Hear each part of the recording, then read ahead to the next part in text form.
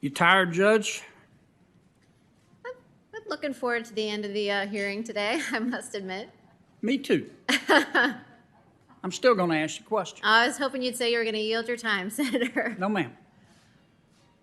A lot of my colleagues, and you as well, have talked about the oath that you will take if you're confirmed and sworn in as an Associate Justice of the United States Supreme Court. What's in that oath? What's it say? Well, that oath requires a judge, I've taken the oath as a judge, to do equal justice to all, without fear or favor, regardless of wealth. To fairly apply the law is what it boils down to not give preferential treatment or express bias, in plain terms.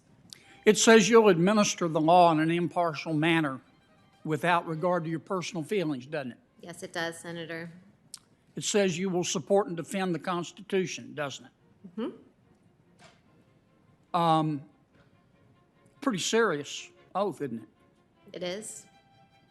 Are you going to take that oath and affirm it if you're confirmed? Yes. You're not lying.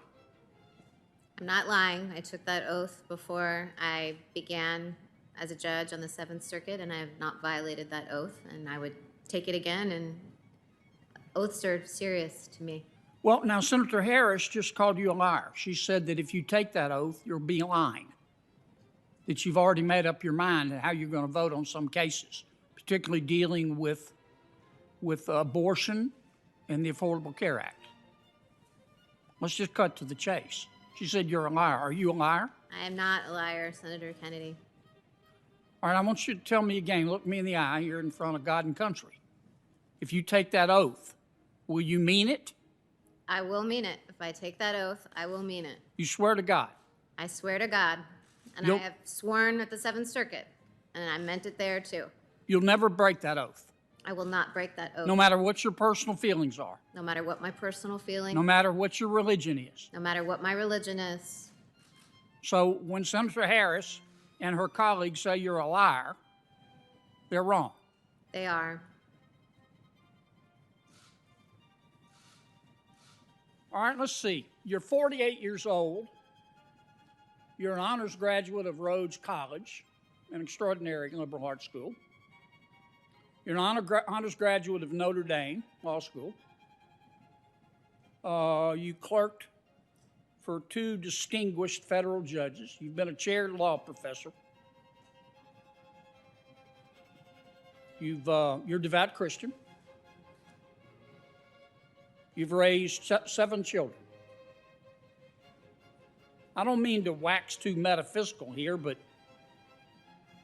do you have personal values as a result of this? I would hope that no one would consider me to be nominated for anything if I had no values.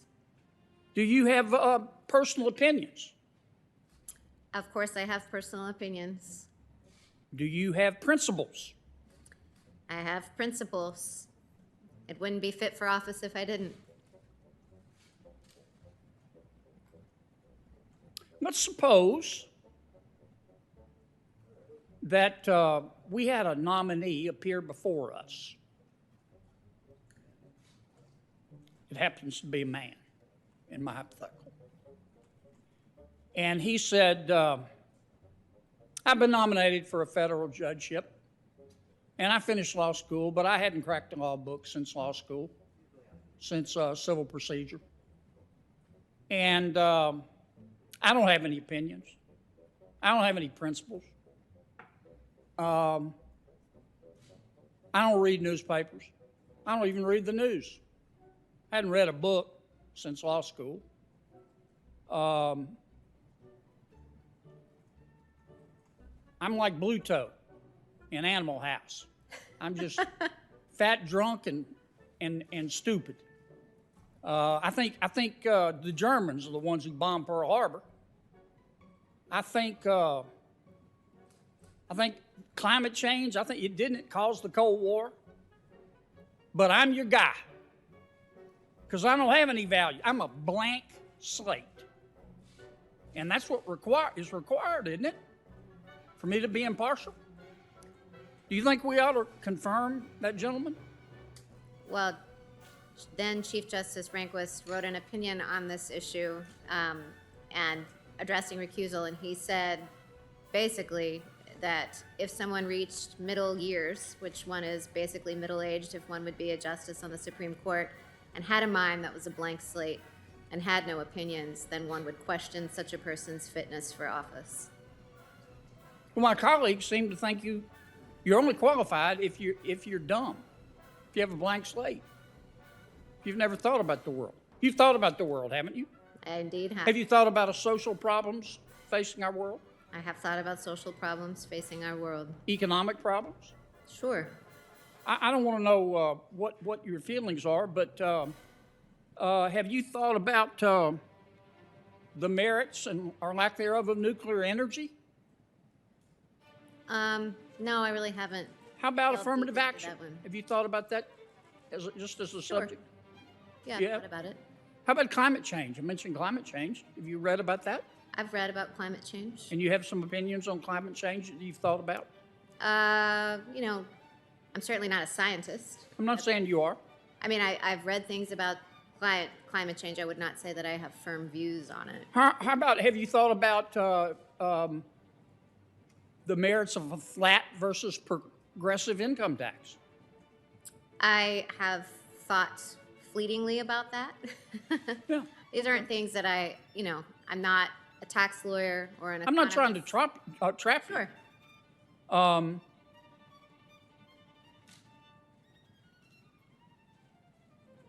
How about Justice Kagan? I've always been impressed with her credentials.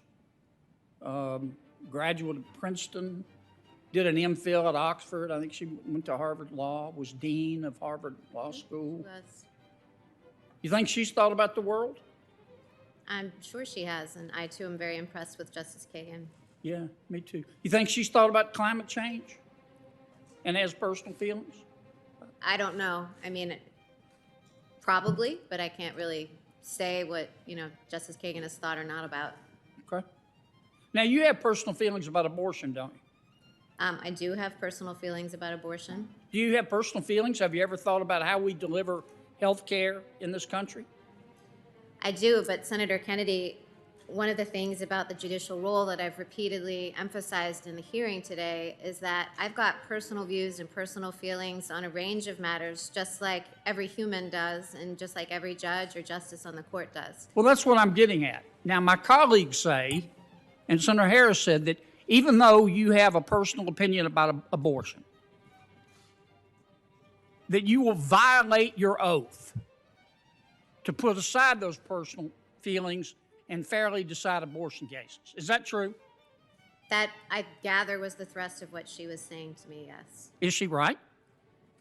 No, she's not right. And let's talk about the Affordable Care Act. It's going to, California v. Texas. You've thought about the delivery of health care. Yes. You got 7 children. Spent a lot of time. You've probably been to an emergency room. Yes. You formed opinions about the delivery of health care. Are you going to, should you recuse yourself? Well, Senator Kennedy, any opinions that I have, everyone has opinions. Any opinions that I have are just not relevant to the resolution of a case. Right. Affordable Care Act case or anything else. And a lot of my opinions, are not ones that are expert. For example, in scientific matters or taxing matters. I mean, might have dinner table discussions, but I don't purport to be an expert in any of those fields. Well, I'm going to hit this on another lick now because this is serious. Okay. Some of my colleagues and Senator Harris say you're lying. Are you lying? I'm not lying. Are you going to take that oath and abide by it? Yes, sir. Will you ever break that oath?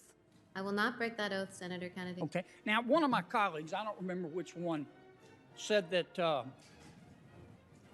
because President Trump appointed you, or nominated you rather, that if there's a case that happens to go before the United States Supreme Court after you're confirmed dealing with the upcoming election, they ask you to recuse yourself. Remember that question? Mm-hmm. And you said you would go through the process. Of determining Right. the recusal question. But you yes. didn't commit to recusing yourself until you in one way or the other? You said you'd go through the process. I said I would go through the process. I committed to going through the process of determining whether to recuse, but I did not commit to it. Now, President Trump nominated Judge Kavanaugh, now Justice Kavanaugh, in the Supreme Court. Mm-hmm. Did anybody ask him to recuse himself when the president's tax returns were before the court? I don't know. Justice Gorsuch was nominated by President Trump and confirmed by the Senate. Did anybody ask him to recuse himself when President Trump's tax returns were before the court? I don't know if any motions were filed. Do you know who Paula Jones is? I do. Okay. She sued the President of the United States, didn't she? She sued President Clinton? Yeah, Clinton v. Jones, famous case. President Clinton nominated Justice Ginsburg and Justice Breyer to the United States Supreme Court. They heard that case. Did anybody ask that Justice Ginsburg recuse herself because President Clinton nominated her? I don't know if any motions were filed. You think she should have? Well, that's not something I would opine on. I'm sure that she discharged her oath to consider the question. Did any of my colleagues ask that Justice Breyer recuse himself from hearing Clinton v. Jones because President Clinton had appointed him? I don't think that's come up in the... Yeah, I don't think so either. All right, I want to finish this housekeeping because I want to talk about the law. I want to give you a chance to respond to something. Some butthead professor at Boston University says that because you and your husband have 2 children of color, that you're a white colonist. The implication is that you're a racist and that you use your 2 children as props. Do you use your children as props? Senator Kennedy, it was the risk of people saying things like that, which would be so hurtful to my family, that when I told Senator Graham this morning that my husband and I had to really weigh the costs of this, it was saying deeply offensive and hurtful things, things that are not only hurtful to me, but are hurtful to my children, who are my children, who we love, and who we brought home and made part of our family. And accusations like that are cruel. Yeah, they are, aren't they? How low can you go? I didn't want to ask that question when your kids were here. I'm sorry I have to go through that. Okay, let's talk about the law.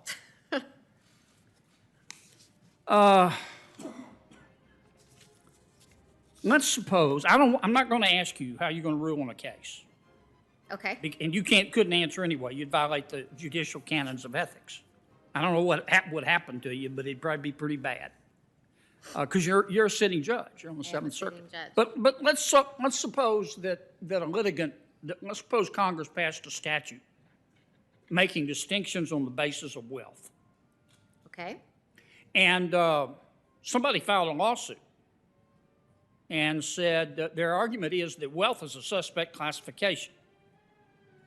How are you going to analyze a case like that? Tell me how you'd analyze it. I just want to know how you think. Sure. Well, if someone argued that wealth was a suspect classification, I assume you're saying that they're probably making an equal protection claim. Yep. So I would go to precedent would be the first source, because the Equal Protection Clause has a rich body of precedent under it that identifies suspect classes. For example, classes drawn on the basis of race are suspect and they get heightened scrutiny. So I would look through Supreme Court precedent to determine whether there was anything relevant to the question of whether wealth was a suspect class or not. Okay. You're familiar with San Antonio School District v. Rodriguez? My mind's getting mushy this many hours into the hearing, so you might need to Well, let me put it another way. Wealth's not a suspect classification, is it? I am not aware of a case saying that wealth would be a suspect classification. Well, here's what I don't understand. I've always wondered about this. Okay, remember, this is Congress passing the statute, not some state. So the litigant is not pursuing this under the 14th Amendment. He's pursuing it under the Fifth Amendment. And he's making a substantive, he's making an equal protection argument. not substantive due process. That would be a fundamental right. Where does the Fifth Amendment mention equal protection? Well, the Fifth Amendment has a due process clause. But I know. The Fifth Amendment doesn't, but the Supreme But the 14th Amendment has a due process clause and an equal protection clause. But the fifth, which applies to the states, but the Fifth Amendment to the Constitution has a due process clause, but it doesn't say a word about equal protection. That's true, but the Supreme Court has interpreted it as applying the equal protection clause as well against the How federal. can they do that if the words aren't there? Well, there was a case, I believe the case in which the court addressed this was the one that addressed the constitutionality of segregation in the District of Columbia, which is governed by federal law. And the court said the same principle applies. And so essentially the reasoning of Brown applied there. Okay, I remember that. All right, let's talk about Heller. Senator Crapo talked about it a little bit. I went back and took a look at Heller. Scalia wrote, you know this better than I do, Scalia wrote the majority opinion. I think Stevens wrote the leading dissent.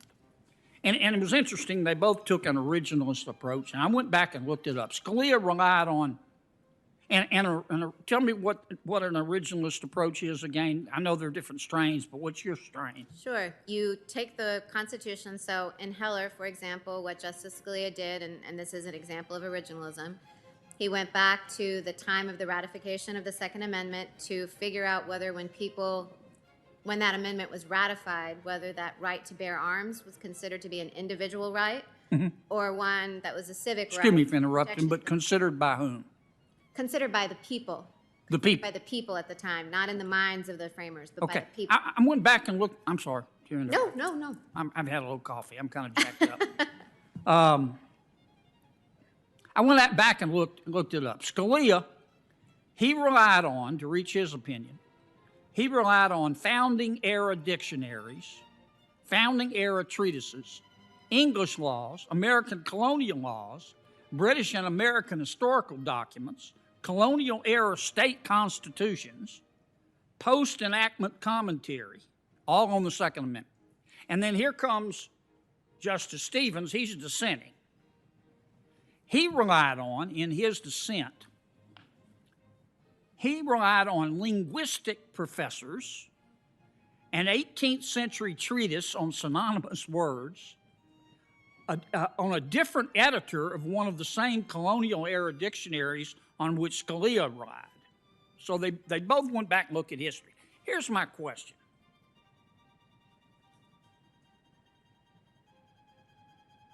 Since when did justices become historians? Let me put it another way. If this is the way we're going to interpret the Constitution, by looking at history, why do we need you guys? Why don't we just hire professional historians? Well, so justices and judges interpret laws, and we interpret texts. And if texts are unclear, you have to figure out what their meaning is, right? And so with the Constitution, sometimes that does require delving into history. One point that I think is worth, Justice Scalia would make this point, that the alternative is, let's say you have an amendment like the Second Amendment's right to bear arms.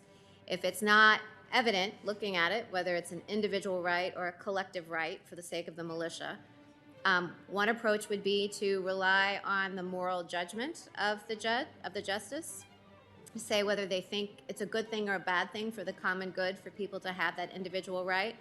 And of course, judges aren't moral philosophers either. So when you're interpreting a text and you need to turn to something, what judges know is words and what judges know is law. And so having them go back and look at the history, those are familiar things to lawyers. And they're things that all justices consider. As I said earlier in the hearing, all justices do consider the history and the original meaning. And that's been true since the beginning of the court itself. Throughout the 19th century, this idea of originalism isn't new. So throughout the 19th century, throughout the 20th, the court has resorted back and looked to see what the original meaning is. It's just that I would say the difference between those who identify themselves as originalists and those who just consider it is the amount of weight that they give it. So all judges have to be skilled in in doing it to a degree because everyone agrees that as a matter of law, the original meaning matters. Tell me what the Ninth Amendment means. Well, the Ninth Amendment was once famously described by Judge Bork as an inkblot. The Ninth Amendment has not been fleshed out in litigation. I don't think it's an inkblot, just to be clear. But it's not one that there's a whole lot of case law on. I want to talk to you a little bit about originalism, or at least your strain of originalism, and how it's related to textualism, and how it's different from purposivism. Did I understand you correctly to say that in originalist pleas that judges have to follow the original public meaning of the Constitution? Correct. The original public meaning. Public meaning as distinguished from private intentions of those who drafted the document. Okay. Does this mean, when you say original public meaning, whose meaning? The average person in the community at that time? Well, we would say informed observers. So I'm sorry? I would say informed observers, so those who were familiar with the debates, which is why looking at the state ratifying conventions, debating the Constitution can be a fruitful source. Is it okay, I know it's not okay to do it exclusively, but is it okay to consider what the drafters thought? Sure, and James Madison's notes from the Constitutional Convention are a source that the court routinely looks to in trying to determine original meaning. It's just that it's not conclusive. What's the dimension of time? I mean, at what point in time do you look at the original public meaning? Well, I would say there's some debate about that because, you won't necessarily have all the evidence you need right from 1791, which is when the Bill of Rights, as you know, was ratified. I think looking at the evidence from before that, so we see that in Heller, that Justice Scalia looked at how people understood that right all the time leading up to the ratification of the Second Amendment because it cast light on the language people were speaking at the time and how they would have understood it. So you definitely can look some before. Okay, excuse me for interrupting, Yeah, but my sure. clock's running. Okay, is it if you look at 10 years after the Constitution was adopted, is that okay? How about Well, 20? I think all of that can be relevant evidence. I think the farther that you get away from the ratification of the document, then I think the dicier it gets, because we might say that, between 1791 and, 1801, that people had roughly the same understanding. But of course, as time passes, then attitudes can change. So I wouldn't say that there's a firm cutoff, but I think it's clearly the case that the evidence that's closer to the time is the most probative. Okay, what's the difference between originalism and textualism? Well, textualism is how we describe a method of interpreting statutes. So it actually, in many respects, is kind of like originalism applied to a statute. So it would say you take statutory text, for the Clean Water Act or, the make up one, the Amy Barrett Act passed today. You look at what the words would have meant to those who read the act at the time and informed observers of the debate. So you're looking at the ordinary meaning of the words, You're looking at the ordinary meaning of the words, the plain meaning of the words. the plain meaning of the words. What if they're unclear?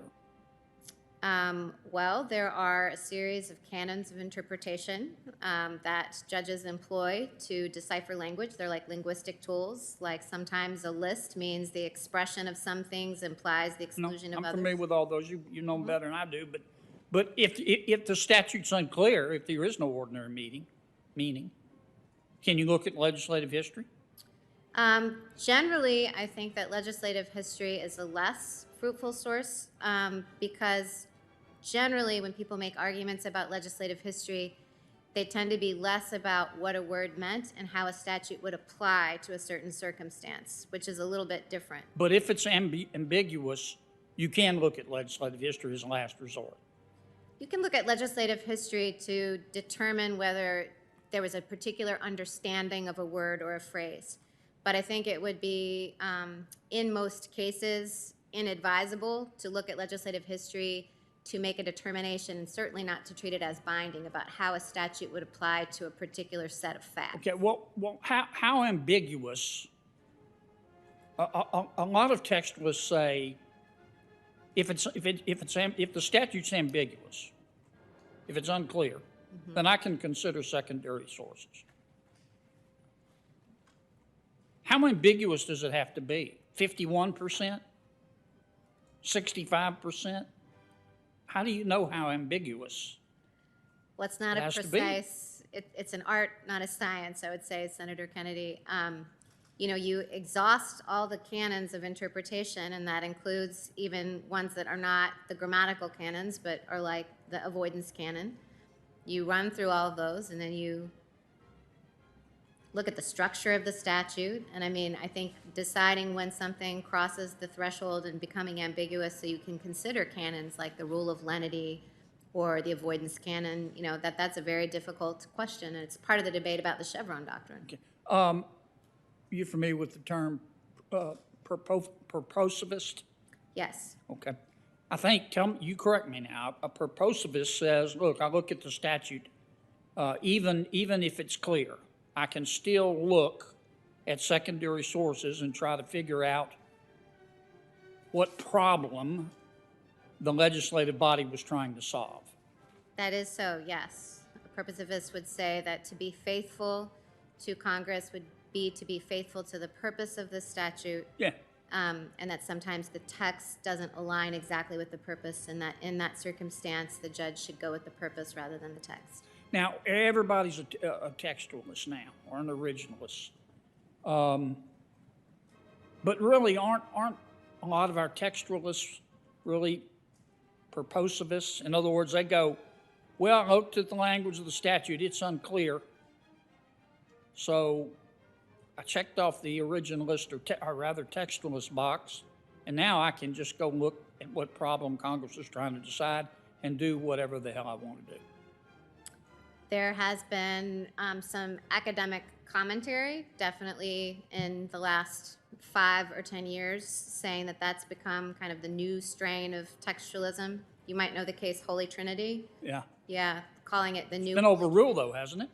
Holy Trinity, you mean its approach to statutory interpretation and its yes. endorsement? Yeah. No, it's never been overruled, but it's fallen out of favor. But this idea of doing what you're saying, stretching to find ambiguity in text, the argument that some make is that it's kind of a new form of Holy Trinity, because rather than saying that the text is clear but inconsistent with the purpose, the argument is that the purpose renders the text unclear. All right, let me ask you a couple more. I want to talk about a state constitution. In Louisiana, we had a constitutional convention in 1973. We wrote a new state constitution. And we recorded everything. We got, I think, 14 volumes of transcripts, committee reports, anything you could possibly want to know about the drafting of the 1974 Louisiana Constitution. You're an originalist. Are you telling me to just throw all that stuff out? No, those things would be the equivalent of looking at James Madison's notes from the Constitutional Convention or the state ratifying conventions. All those things shed light on what Louisianians were thinking when that Constitution was drafted and ratified. Okay. Mr. Chairman, I want the record to reflect that I landed this plane with 26 seconds left.